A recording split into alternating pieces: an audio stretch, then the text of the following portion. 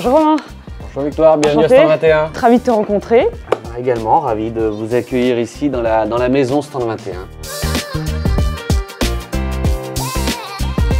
Et tu es le partenaire de Drift & Grip, donc on est assez content. On est content de vous accueillir et vous faire découvrir surtout l'univers Stand 21.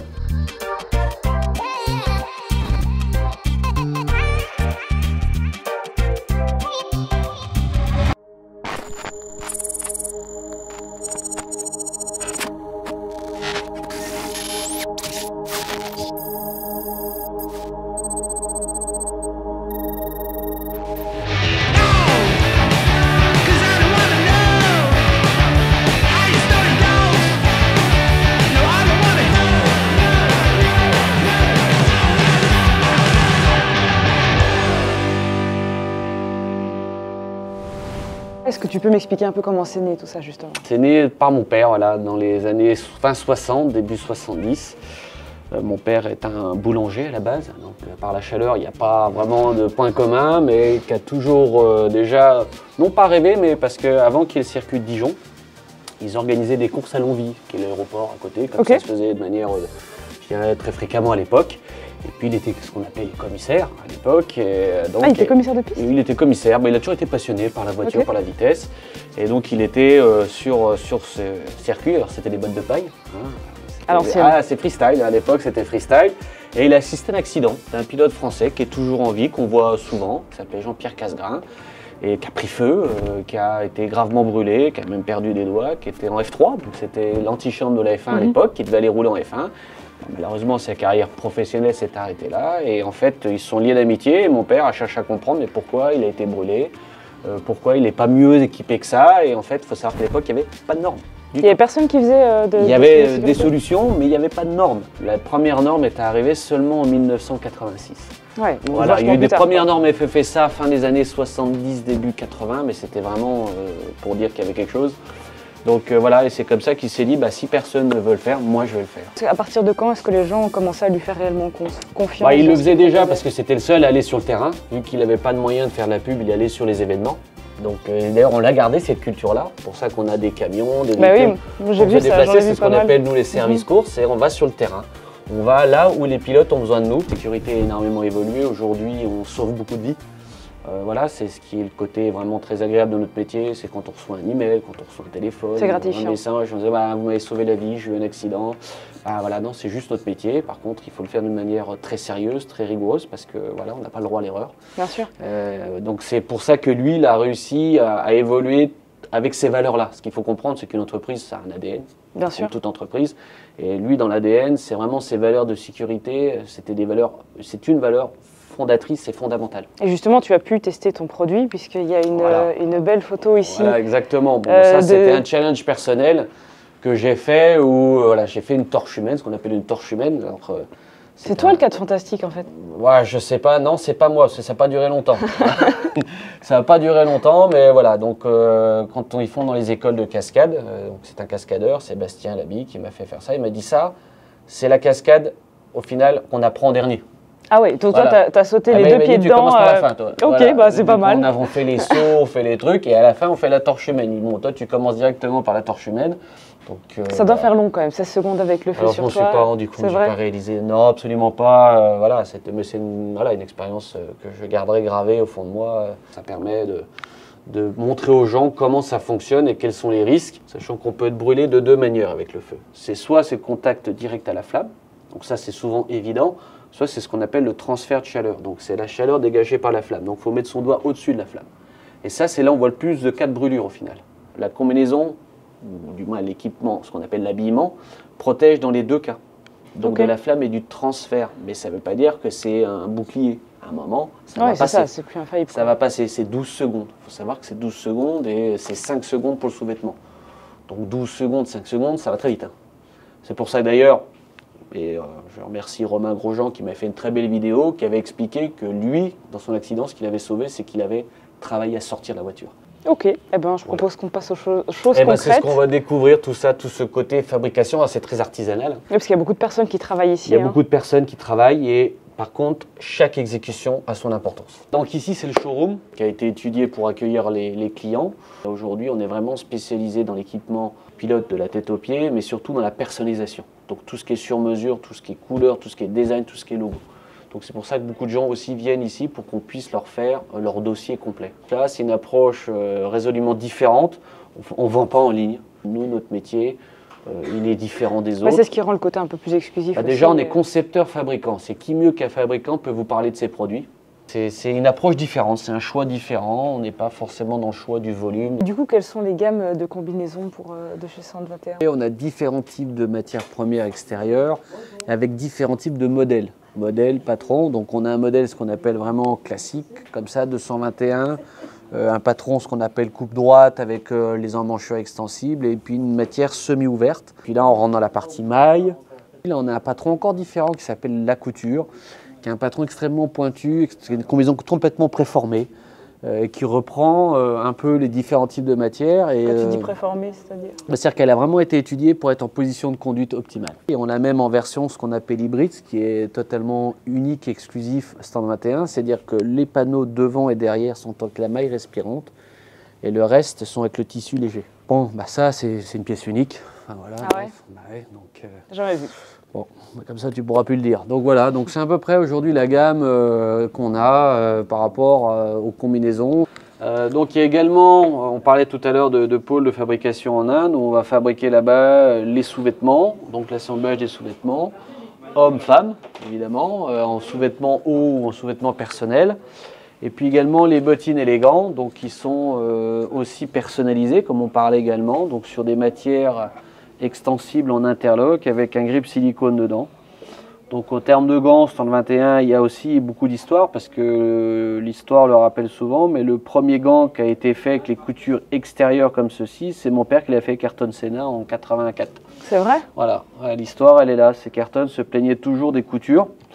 En disant j'ai mal aux mains quand elles étaient dedans, donc les coutures dites intérieures. Ah, c'est pour ça, ok. Voilà, et mon père a dit tiens, je vais te les mettre de l'extérieur, puis on va voir. Et puis maintenant, c'est le gant, le type de gant le plus porté. Oui, parce que ça donne un chouette look au final. Ça donne du look, mais ça donne du confort. C'est une couture qui gêne moins. Et les bottines, on travaille sur deux approches différentes. La première, c'est le cuir, toujours très populaire. Mais maintenant, on a aussi des bottines travaillées avec du tissu. Donc des bottines en maille, la même maille qu'on utilise pour les combinaisons. Voilà. C'est épais quand même. Hein. C'est épais parce qu'il y a la doublure. Ça a l'air confort. Voilà. Mais il faut que ça soit confortable, mais surtout c'est une chaussure qui doit donner du maintien, qui doit donner de l'appui, avec une semelle la plus fine possible pour donner toutes les informations, transmettre toutes les informations. Vous avez également deux magnifiques voitures. Alors celle-ci est une vraie show-car Porsche 963. Donc Le Mans en ligne de mire, parce qu'il y a une grosse bataille pour Le Mans et cette voiture fait partie des prétendantes aux 24 heures du Mans. Et là, c'est une vraie 919 hybride qui a roulé et qui vient du musée Porsche. C'est une vraie LMP1 de 2014. Là, c'était la 919 hybride qui est la voiture qui a été la plus complexe avec les moteurs hybrides et les plus coûteuses d'ailleurs au Mans. Et la 2015 a été victorieuse. Donc voilà, donc c'est vraiment un vrai châssis carbone, c'est une vraie voiture. Et les gens peuvent vraiment réaliser de près, vraiment sur la partie technique, cockpit, design, la complexité des voitures, mais à la fois la simplicité avec les trappes qui permettent de changer rapidement les éléments. Tu peux me montrer l'intérieur ? Et puis au niveau de l'intérieur, après tu peux voir tous les systèmes de pilotage, tout ça. Ah bah il est encore là lui. Ah bah dis donc, c'est pas gagné. Hein. Bon, on va faire un petit tour. Allez, on va faire un petit tour. Je vous emmène.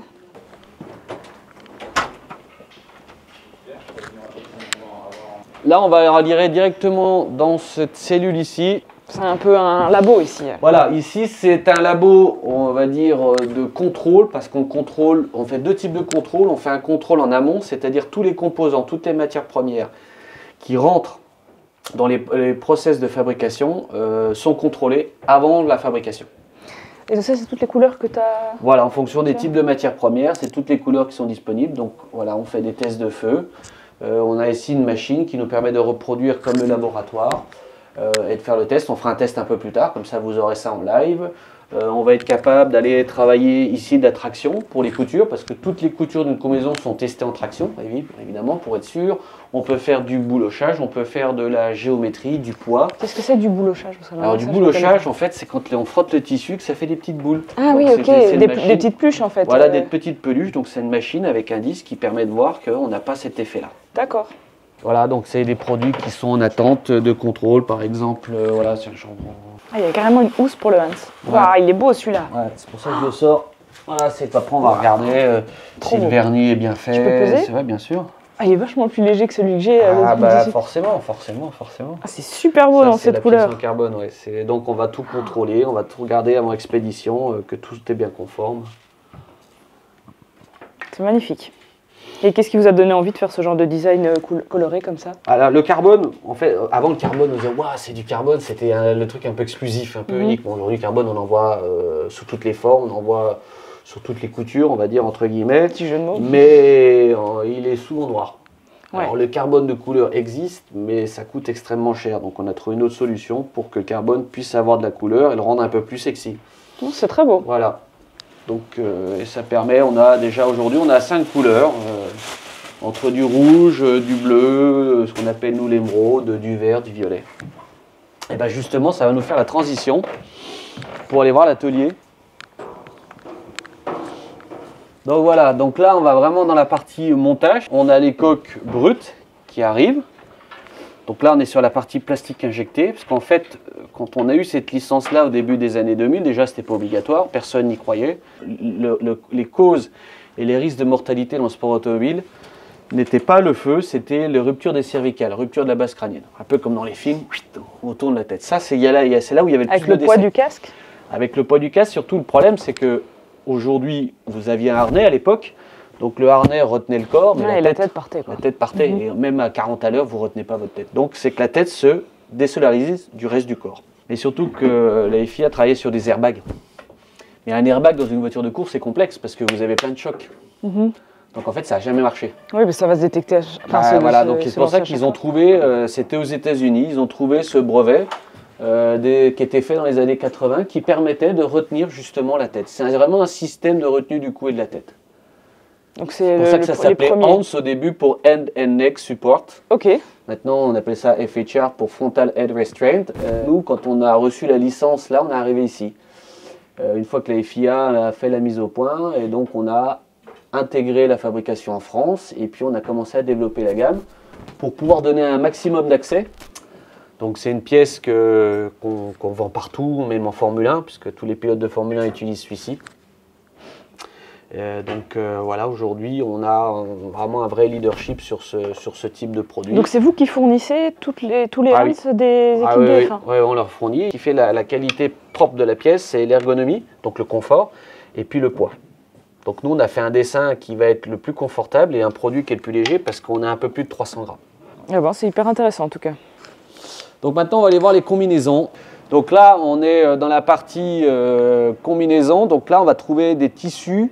Donc plusieurs types de tissus. Et ça, ce tissu-là, c'est le tissu extérieur ou de la combinaison? Voilà, et nous c'est pour ça qu'on a plusieurs types de technologies et on a du très respirant sur lequel on a même on va dire une exclusivité mondiale parce qu'on s'est inspiré de la maille, du fameux polo Lacoste qui était une révolution dans le tennis. Tout l'univers de la combinaison, la conception de la combinaison à 121.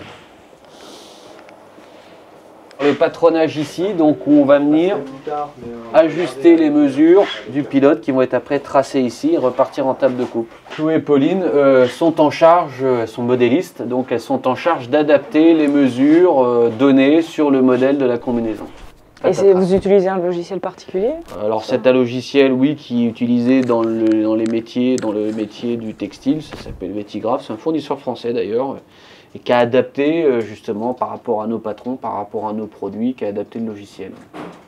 Donc là on est sur un pôle, tout ce qui est broderie et transfert à chaud. Ce qu'il faut bien comprendre, c'est que nous, chaque commande que l'on a, En fait, c'est un cahier des charges qui est défini par plusieurs éléments. On a le design avec les éléments de couleur, avec les sponsors. Donc ça, c'est eux qui t'ont envoyé le design. Voilà, ça c'est souvent le team, le client final, parce que nous on travaille vraiment avec les deux, qui va nous envoyer ça en disant voilà ce que je veux. Donc nous on va préparer tous les éléments techniques. Toutes les broderies qu'on voit en fait doivent être faites que sur la couche extérieure.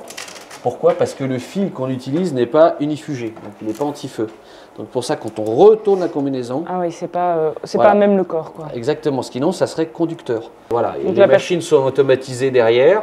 Mais voilà, ici donc on a 2 personnes qui font ça sur l'ensemble des combinaisons. Donc typiquement ce que fait Cécilia ici, vous voyez, c'est vraiment un travail de précision pour que chaque élément qui doit apparaître sur la combinaison soit bien présenté, soit bien pointé, ça s'appelle un pointage. C'est minutieux, hein? Ah, c'est du travail, c'est de l'orfèvrerie, oui. Donc là on va sur les machines donc à broder ici, qui sont des machines 6 têtes et une 2 têtes. Donc en fait, pourquoi on dit 6 2 têtes? Parce que les têtes travaillent toutes en même temps. Et donc ça, c'est le tissu extérieur qui est... Et là, on voit ce qui est en train d'être brodé. Bon, donc là, on va aller vraiment dans le cœur de l'atelier. Donc c'est-à-dire là où on va faire toute la partie coupe, design et montage aussi des combinaisons, pièce par pièce, morceau par morceau. Donc voilà quoi, donc c'est vraiment chaque opération est exécutée d'une manière précise. Et ça permet à la fin d'avoir la combinaison complète et qu'une fois elle sera complète, on ira la contrôler. Pour éviter toute problématique, c'est que la personne est formée à faire la combinaison de manière entière. Ok. Parce que si jamais la personne est absente, on n'a pas bloqué. Donc en fait, il y a une polyvalence de chaque personne ici qui est capable de faire une combinaison de A à Z. C'est dingue parce que tu vois, quand tu mets ta combi, tu penses pas qu'il y a souvent les gens, ce qui est marrant, c'est que pour eux, c'est comme une machine à café, quoi. On met une dosette, on appuie, ça va. Non, à la combinaison, il y a qu'à. Bah, venez la faire. En fait, ils ne se rendent pas compte du travail que ça représente. Non, tu la mets, tu penses pas. Toutes les opérations, le nombre d'heures, le nombre de détails, le nombre de personnes qui interviennent. Et ça, c'est pas que chez nous, hein, c'est dans la plupart des fabricants, parce que ça reste en fait du textile de base, mais appliqué à un produit spécifique, technique et complexe, avec tous les éléments à la fois de mesure et puis tous les éléments de visuel, etc. Donc en fait, non, c'est un vrai métier. Et puis comme c'est soumis à toutes ces normes, tu as intérêt à ce que ce soit fait correctement. Voilà, chaque combinaison, chaque effet de charge, chaque cas, c'est un numéro unique. Voilà, aujourd'hui, il y a même des hologrammes qui sont sur le produit pour en donner l'authenticité. Ah oui, truc un peu brillant qu'il y a dans c'est un hologramme. Voilà. Et nous, on a une traçabilité à 100%. C'est-à-dire qu'en fonction de tel numéro, on sait ici qui a fait quoi. Donc une fois que la combinaison est terminée, voilà, elle va être ici en table de contrôle. On va contrôler tous les éléments de la combinaison. Et parfois, on va même aller les laver aussi. Pour ça, toutes celles qui sont en maille sont lavées parce que la maille a toujours tendance un petit peu à rétrécir au premier lavage. Donc vous avez pu voir là tout le process des combinaisons. Le process qui a été d'ailleurs utilisé pour le même si vous ne le verrez pas, mais il est bienvenu là, nous on l'a vu. Et il est bienvenu faire la combinaison, il a suivi toutes les méthodes. Donc voilà, ça reste un mystère, mais pas pour la combinaison, pas pour nous dans tous les cas. Donc là, on va passer à un autre produit important de l'entreprise, le casque. Donc aujourd'hui, on est fabricant de casques. Pareil, très peu de fabricants dans le monde. On parlait d'une vingtaine en combinaison. Je pense qu'on est encore, on peut diviser limite par 2 pour les casques. Il faut comprendre comment ça marche. Parce que là, on voit une coque terminée bien dure, mais non, en fait, ça part de matière souple. Donc c'est un tissu carbone, donc c'est un carbone qui est sélectionné par nos soins parce qu'il existe plein de types de carbone. On fait une étude là-dessus et après on va venir découper à ce qu'on appelle un kit de drapage. Donc c'est une 60aine de morceaux de carbone. Donc en fait c'est fait de 60 morceaux de carbone différents souples qu'on voit ici. Qui recouvrent la coque. Voilà, qui vont être, donc on voit ici, ils sont exactement ici. Et on va venir les placer dans le moule ici. Donc en fonction d'un ordre extrêmement précis, donc c'est pas au pif. Et pour être sûr que chaque morceau soit bien au bon endroit dans le moule, on va mettre une baudruche. Donc la baudruche, c'est cette partie-là. Ah oui, c'est mou. Baudruche, casque ouvert, baudruche, casque fermé. Et quoi après tu viens coller le... Une fois qu'on va mettre sous pression, les baudruches vont tout plaquer contre le moule et on va injecter la résine. En fait le casque quand il sort, voilà, il est complet. Donc on retrouve les deux côtés du moule. Là c'est un peu difficile pour le voir. Voilà, là c'est pour le justement, comme ça il verra rien du tout. Et donc une fois qu'on a terminé ça, on va aller redécouper toutes les parties inutiles ici du carbone. Donc c'est une découpe manuelle. Et là, qu'est-ce qu'il faut pour préparer la coque? Là, il répare. C'est tous les points de réparation de la coque. On enlève toutes les petites aspérités pour qu'on ait le résultat le plus net possible. C'est fou le travail à la main. Oui, c'est beaucoup de travail manuel, hein. Mais c'est le sens du détail, c'est ce qui fait aussi la qualité Instant 21. Ici, nous avons le banc de test et on va vous faire une petite démo. C'est fou qu'on ne s'imagine pas, de vue de l'extérieur, tu vois, toutes les normes, les études. Assez complexe.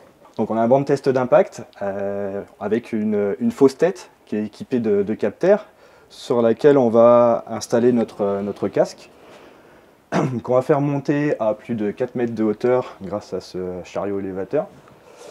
Et on va lâcher le casque qui va descendre à une vitesse de 9,5 mètres par seconde, ce qui équivaut à peu près à 33 km/h, pour ensuite venir impacter l'enclume qui ici est une enclume plate.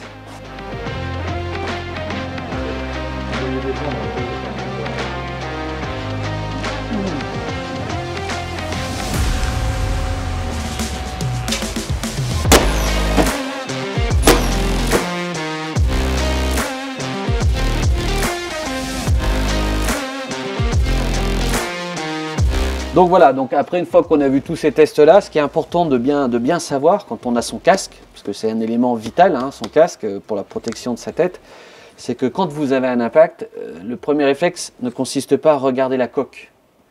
Il faut regarder la partie intérieure, ce qu'on appelle le liner, ici, parce que c'est ce qui absorbe le plus en fait. Et souvent, une fois que ça a travaillé, ça n'a pas de mémoire. C'est pour ça que les gens souvent ont un réflexe de dire « Ah bah ça va, il n'y a rien, c'est bon ». Mais en fait, c'est cette partie-là qui est la plus importante. Et on le voit, il y a les plis devant et on n'a plus la même taille d'origine. Donc s'ils le remettent après un choc, il n'y aura plus la même efficacité. Il ne marchera absolument plus de la même manière. Donc c'est pour ça qu'il faut bien regarder l'ensemble du casque quand on a eu un accident. On a la partie cabine de peinture. Donc avec toutes les préparations de mélange pour les peintures spéciales. Donc là, on a vu la partie coque. Maintenant, on va aller voir le montage. Donc là, on va être dans la partie montage, c'est-à-dire qu'une fois que la coque est terminée, on va monter tout ce qui compose l'intérieur du casque. Alors, on a ce casque-là qui sert vraiment à ça pour réexpliquer un peu tout ça. S'il a moitié pris celui-là. Protège pour moitié. Oui, petite blague. Non, on a vu la coque. Donc après, il y a les éléments de visière. Pareil, la visière, c'est une visière qui doit tenir avec une bille de plomb. Donc c'est comme pour les cailloux. Donc c'est une visière qui est testée indépendamment. Il y a un test de feu également, puis après vous avez la partie liner ici, qui est la matière qui absorbe, plus les mentonnières, qui sont aussi inifugées du coup. Tout ça, c'est pas inifugé, mais tout le reste est pour pas que le feu vienne par voilà. Donc voilà, c'est comme ça qu'est conçu le casque, et on voit bien les différentes épaisseurs de carbone aux endroits où il y a les impacts clés. Vous avez typiquement Cindy en train de faire vraiment le montage voilà, de toute le liner, la jugulaire. Donc on va assembler tous les éléments qui vont permettre au casque de faire un produit dit fini.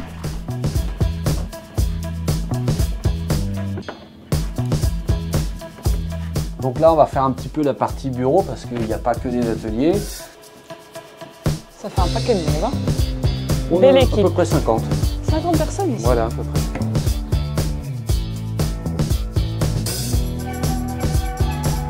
Donc maintenant, on va aller voir un petit peu l'histoire de l'entreprise parce qu'il y a, évidemment, depuis 1970, on a équipé beaucoup de pilotes donc, et on a gardé pas mal de produits de la plupart de ces pilotes, alors pas tous. Alain Prost, Sébastien Loeb. Voilà, il y a une combinaison d'Ayrton Harry Senna Vatanen. aussi.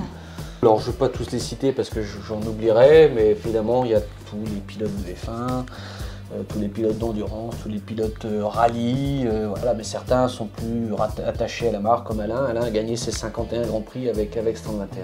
Là c'est la petite mise en bouche. Et là, il y a la caverne d'Alibaba. Donc voilà, là on est vraiment dans l'antre de la collection privée. Voilà, on retrouve beaucoup de produits portés qui ont été offerts, comme voilà, les casques. Pareil, mon père avait une relation très privilégiée avec Ayrton, premier Raikkonen, Didier Auriol quand il était champion du monde des rallyes, 94, premier français. Je suis très attaché à l'histoire parce que c'est une très belle histoire, c'est une histoire authentique. On ne raconte pas de salade, c'est juste un travail qui a été fait. Il y a cette fameuse affiche aussi qui est emblématique. Ah oui, celle qu'il y a aussi sur le livre. Voilà, parce que tous ces pilotes-là sont en Stand 21. C'est fou. En tout cas, merci. Merci pour tout ça, c'était agréable. Et puis nous, c'est toujours un plaisir d'expliquer, de faire découvrir. C'était le but aussi, c'était que les gens comprennent un peu le behind the scene, comme on dit, hein, le backstage. C'est vrai qu'on est loin de s'imaginer tout le travail qu'il y a derrière les équipements, toute la technologie. Voilà, merci pour cette visite. Eh ben, avec plaisir.